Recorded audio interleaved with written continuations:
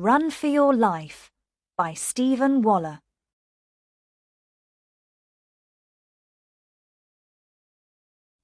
The big street, with its cafes and shops and people, was behind them now. They walked slowly. It was quiet. Away from the cars and the noise, Kim was excited. She held onto Dave's hand. They were in a narrow street of tall houses and small shops. They heard a radio through an open window. A woman singing. Kim stopped and listened, but she did not understand the words. Her Spanish was good, but not very good. It was the 4th day of their stay in Barcelona. Kim and Dave were 17. They had the same Spanish teacher at school in Liverpool, a big town in England. "Do you want to talk Spanish?" their teacher said. "Well, go to Spain." There were 8 of them from the same school on this holiday. They went to school every morning and talked Spanish. Then, in the afternoons, they usually went out by bus and saw something in Barcelona. Important buildings, famous pictures, old photographs. Something new every day. Today, Kim and Dave were not with their school friends. Dave did not want to go by bus. He wanted to look round the old town. Not the famous buildings. Not the big shopping streets with the banks and cafes and bookshops. He was interested in the little streets behind the old market. The dangerous old town, people said. But Dave was not frightened. "There are dangerous streets in Liverpool too," he said. "You can't see a town or its people only from a bus. It will be exciting." They did not try to remember the names of the streets. They did not have a street plan. At every corner, they stopped and looked. Then they came to an interesting little street. It was very narrow. Very old, they thought. Dave took a photograph. Kim looked up. The houses were very tall. The windows up there were in the sun. But down in the street, it was dark. They came to a little open place with 2 or 3 trees and sat down. It was quiet. Suddenly, there was a noise in one of the houses. A door opened, and a man in a black shirt and jeans ran out. He stood at the open door and looked back into the house. Then he ran across the street. "Is he coming over here?" Kim asked. There was something frightening about the man. Dave did not answer. The man ran to the corner and looked around. Then he ran away. "He put something in that rubbish bin." There were shouts from the house. A second man ran out into the street. He had long hair and dark glasses. He stood in the road and looked round. "Perhaps he's looking for that man in the black shirt," said Dave. "And look! He's got a gun!" Kim looked. Dave was right. The long-haired man ran across the street and went round the corner. "Let's get away from here," Kim said. "I don't like this."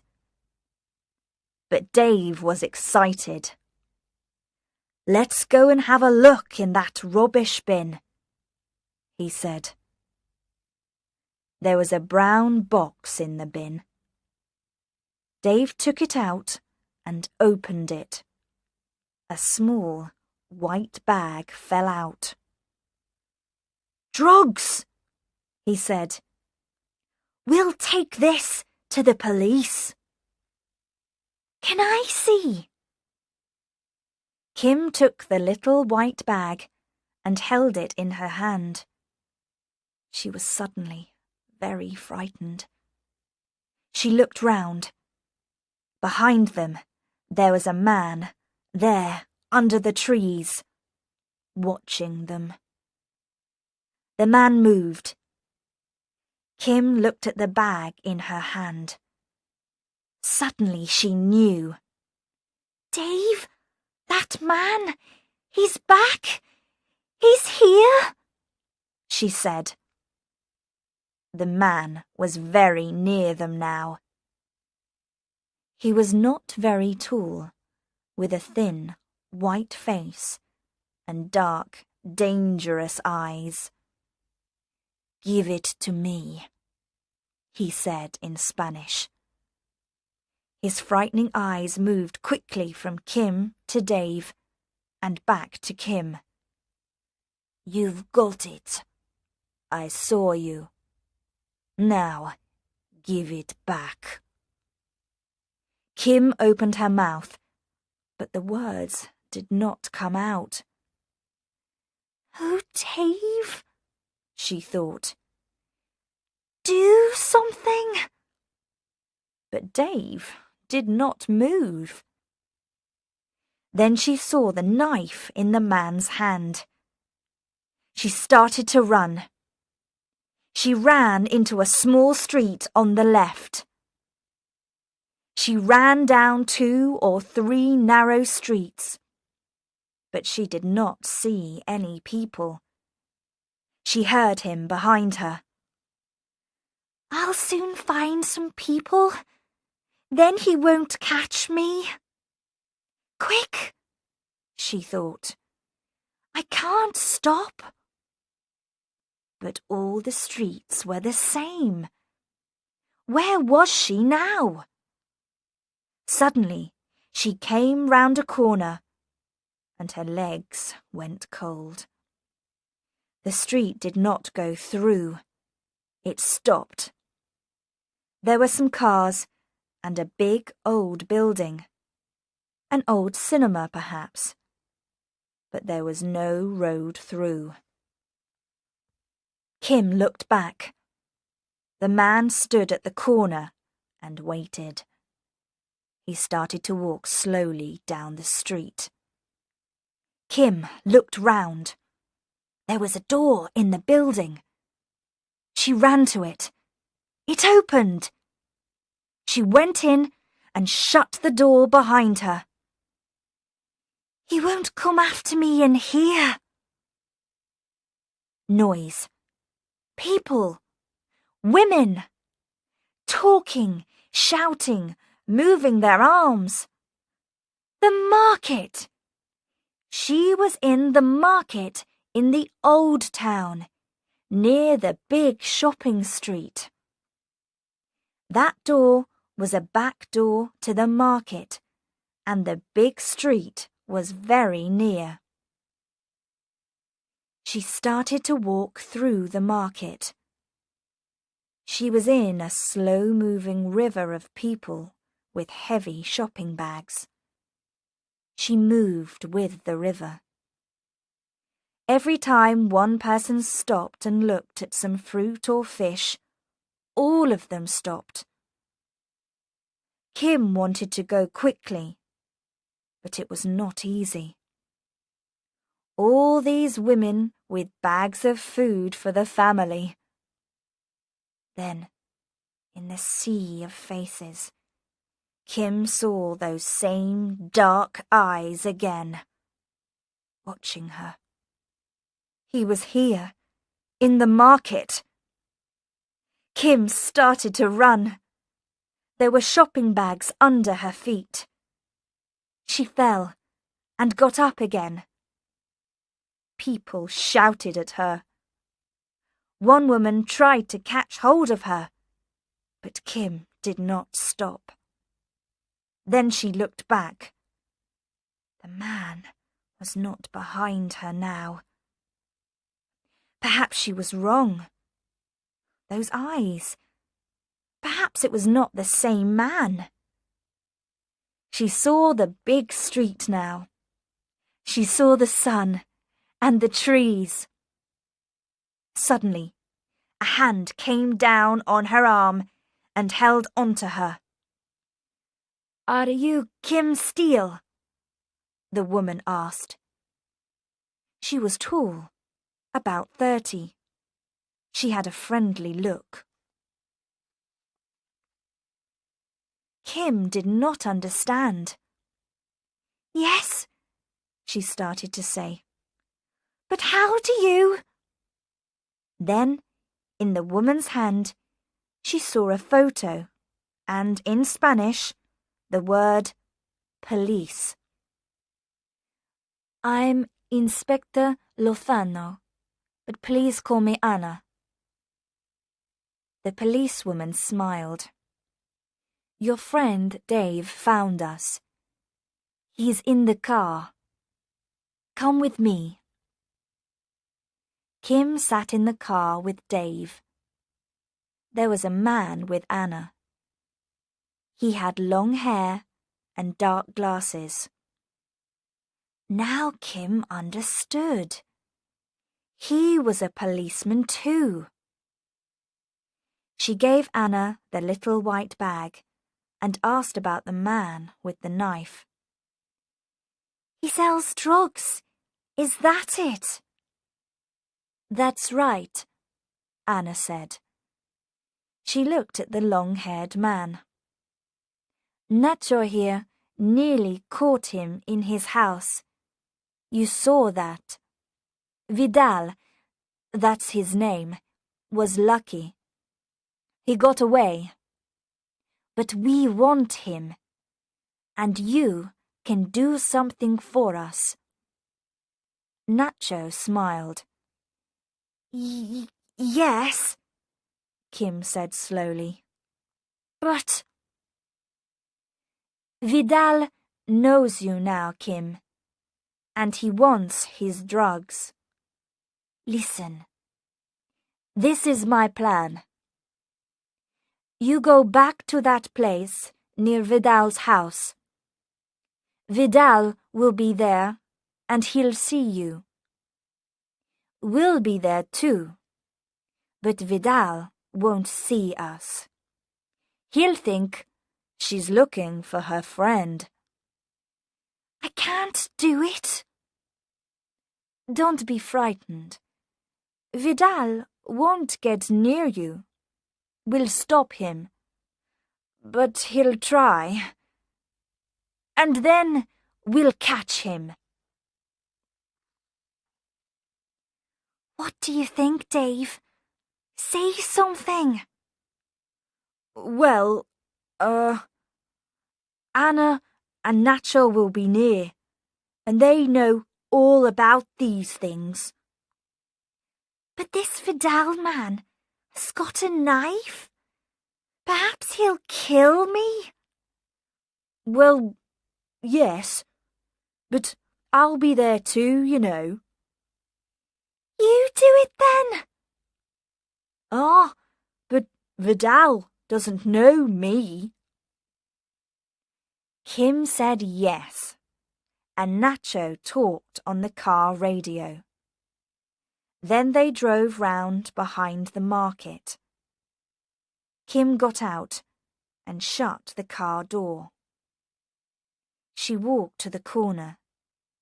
Then she looked back. Anna smiled at her. Dave's face was very white. Kim was frightened. These things were exciting in the cinema, but this was not a game. Anna and Nacho were there. She knew that. But this Vidal was clever. Perhaps he knew about their little plan. And he was dangerous.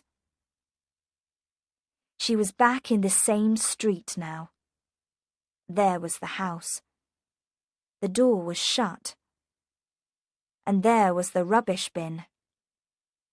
2 or 3 people came down the street. Kim walked slowly across the road. She looked round, then up at the windows of the houses. She waited. He's here. He's watching me. I can feel it. Then she saw him. The black shirt, the thin face, those eyes. It was Vidal. He was very near her. Kim looked across the street. She was ready to run. Then she heard Vidal. He said something. The same thing, again and again. What's he saying? Kim thought. Is he talking to me? She looked at him. He did not move. Only his mouth moved. This time, she understood the words. Give it to me, or you're dead, he said. A car drove round the corner very quickly and stopped.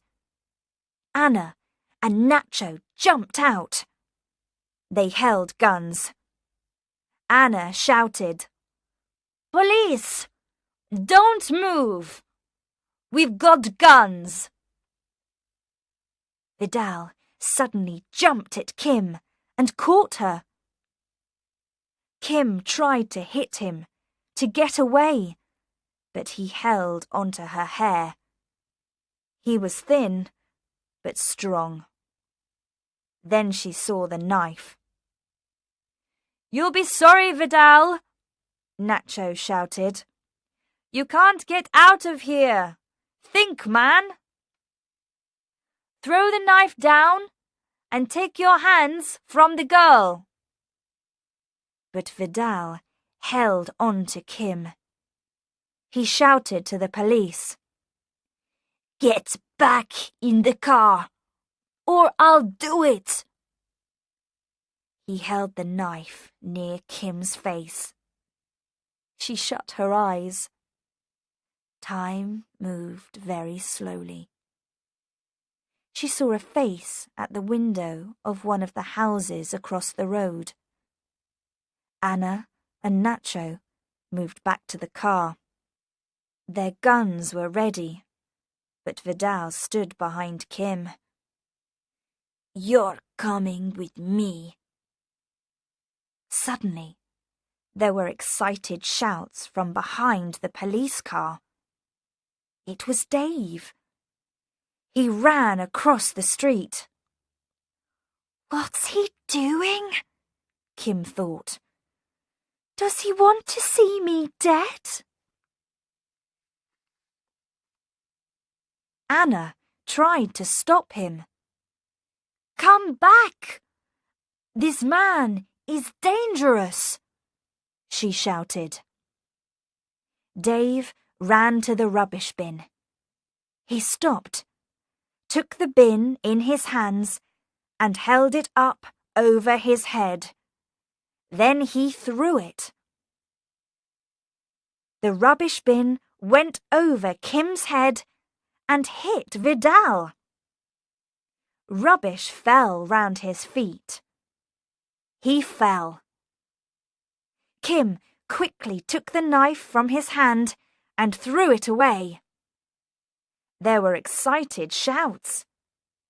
Kim looked up. It was Anna and Nacho. "He's all yours now," said Dave. Nacho held Vidal's hands behind his back and took him away. Kim fell into Anna's arms. Later, they drove back to the hotel in a police car. Kim looked at Dave. "Don't say it. I know. It was dangerous. But I saw the bin and I thought, well, you know, I wanted to do something. I see these things in the cinema. There's always a strong man. Today, I was the strong man." "Yes, and I was nearly the dead girlfriend. You see a lot of them in the cinema too." "Let's not think about it, Dave. It's not important now. The important thing now is, what are we doing tomorrow? We didn't see all of the old town today. Let's go out again tomorrow afternoon. Have a walk round. You can't see a town only from a bus, you know." "I'll go for a walk with you tomorrow. To the bus stop."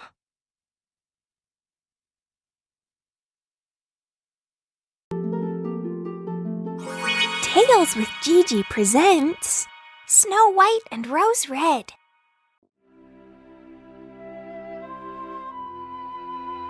Once upon a time there was a poor widow. In front of her small cottage there were 2 rose trees. One of them flowered in white and the other in red. The widow had 2 daughters. One of them was called Snow White and the other one was called Rose Red. They were good and quiet children, singing sweetly in choirs like no other 2 girls in the world. Although they were sisters, Snow White was the quieter and gentler one. Both children loved each other so much that every time when they went out, they walked together hand in hand. And when Snow White said, "We will never be separated," Rose Red would always answer, "As long as we are alive." Their mother would add, "I am the happiest mother in the world to have you 2. You should promise me that you will always take care of each other and that you will share everything you have." And the girls would promise. In the summer, Rose Red would wake up early and do the housework. Then she would pick flowers and leave them next to her mother's bed. Among the flowers, there would always be 1 white and 1 red rose. In the winter, Snow White would light the fire. Her mother would ask Snow White to lock the door, and then the girls would gather around their mother, who would put her glasses on and would open a thick book to read from it. The girls would listen, and a young goat would curl up with them on the floor. One winter's evening, as they were doing just that, someone knocked on the front door. "Snow White, open the door. It looks like a stranger is in need of a shelter," the mother asked. Snow White unlocked the door, thinking that it was going to be some homeless man freezing in the cold. But it wasn't a man. Standing there was a big bear. Snow White screamed in fright when she saw the animal. Rose Red was also scared and hid behind her mother's skirt. The goat bleated in terror, but the bear extended his paw in greeting. "Don't be afraid, kind ladies. I won't do you any harm. I am just really cold and I would like to warm up if you let me in," he said. The 3 women looked in amazement and fear at the talking bear. Soon their mother came to her senses and told the girls to calm down and help the bear get rid of the snow he had on his coat. The girls did as their mother told them. Feeling warm from the fire, the bear fell asleep and everyone went to bed. The next morning when the sun rose, the girls opened the door for the bear. He went into the woods to search for blueberries and fish, but he came back in the evening and again curled up by the fireplace. This continued through the winter, and the girls were so used to playing with the bear in the evening and to have him at home that when summer came and the bear had to leave, they were all very sad. "Where are you going to go?" Snow White asked the bear. I need to go into the woods where I keep my wealth hidden from the evil gnomes. In the winter when the earth is frozen, they cannot reach it. But in the summer, when the ground softens, they dig all over in search of treasure. Once they get treasure, they hardly ever give it back. The bear replied. Snow White was really sad that the bear was leaving. They hugged and bade each other farewell. Just as the bear was leaving the house, his skin got caught on the door handle, and it appeared to Snow White that gold shone under the bear's skin. But she wasn't sure. The bear ran out, and soon Snow White lost him among the trees. One day, the mother sent the girls into the wood to gather firewood. As they were walking, they came across a big tree which had fallen down across the path. On the tree, there was a little man with a long beard, which was stuck under the tree. The gnome was jumping around the crack, trying to pull out his beard, but with no success.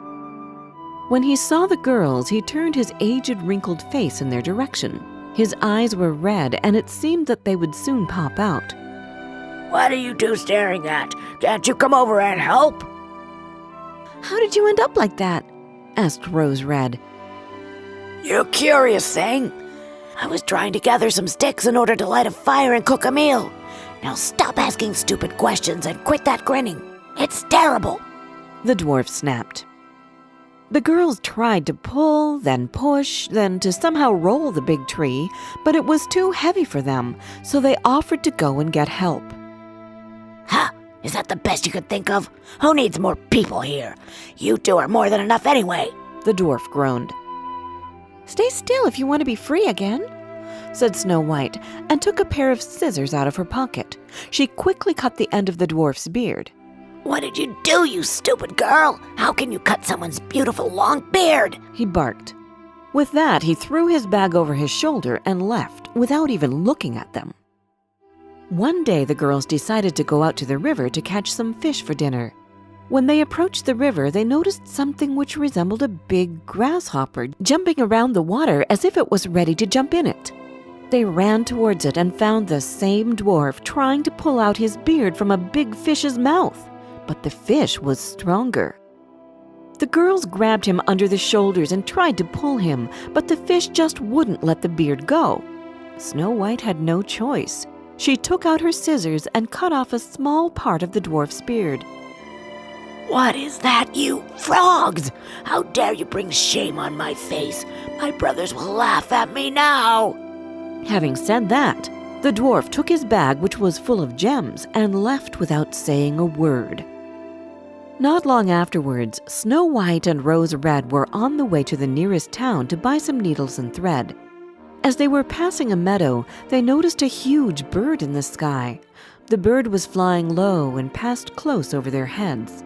The bird perched behind a big rock, and at that moment, someone there squeaked. When it took off again, the girls saw this same old dwarf in the bird's claws. They ran just in time to catch the dwarf by the feet.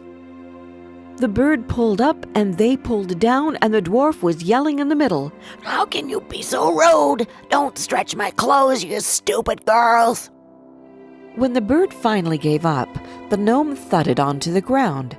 The girls, who were already used to his rude manners, continued on their way to town. The dwarf took a bag full of gems and sneaked into his cave. On their way back, they came across the dwarf again. He had laid out his jewels on the ground, thinking that no one would see him. The girls approached. "What are you looking at?" He yelled at them. His face went all red in anger, and he would have continued to yell at them if it hadn't been that all of a sudden, they saw a bear running towards them. The dwarf ran towards his cave, but the bear was faster than him. The dwarf was terrified. He started begging, "Please don't eat me. Here, take these lovely gems and spare my life. Why would you eat me? I am so little. Look at those horrible girls over there. Eat them instead." The bear wasn't listening to him. With one swipe, he knocked the dwarf over. The girls ran away, but the bear followed them. Snow White, Rose Red, don't be afraid. Stop running, I'm coming with you, he said. The two girls recognized the voice and stopped to wait for their friend. As he was approaching them, his bear skin fell off, and a young man stood before them. He was dressed in gold. I am a prince, he said and smiled. That evil dwarf had bewitched me and stolen my treasure. Now that he is dead, the spell has been broken and I am a human again. And it's all thanks to you. Snow White married the prince, and Rose Red, his brother. They split the dwarf's treasure evenly, and their mother moved to the castle with them. She took the rose trees with her and planted them under her window. Every year they flowered with exquisitely fragrant red and white roses.